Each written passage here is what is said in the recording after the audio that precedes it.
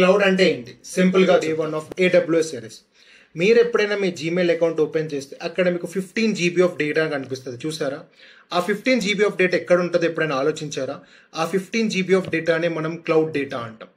Cloud అంటే ఏంటంటే జనరల్గా ఇంటర్నెట్లో మనం కొన్ని డేటా సెంటర్స్ ఉంటాయి అన్నమాట. ఈ డేటా సెంటర్స్ కొన్ని ఫిజికల్ లొకేషన్స్లో అక్రాస్ ద వరల్డ్ ఉంటాయి.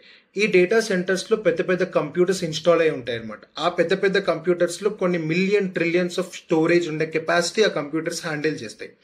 సో ఆ మిలియన్స్ ట్రిలియన్స్ ఆఫ్ కంప్యూటర్లో మనకి 15 GB of data per email Google మనకి ఇస్తుంది అనమాట. సో మీరు మీ జీమెయిల్లో ఉన్న ప్రతి ఫోటో కానీ ప్రతి మెయిల్ కానీ మీ డ్రైవ్లో ఉండే ప్రతి ఫోల్డర్ కానీ వెళ్ళి అక్రాస్ ద వరల్డ్ ఏదో ఒక డేటా సెంటర్లో ఆ పెద్ద లార్జ్ కంప్యూటర్లో 15 GB ఆఫ్ రిస్ట్రిక్టెడ్ డేటా స్టోరేజ్లో మీ డేటా సేవ్ అవుతూ ఉంటుంది. అందుకనే ఈ డేటా అనేది మన లోకల్ డేటా కాదు, it's a data which is present in internet.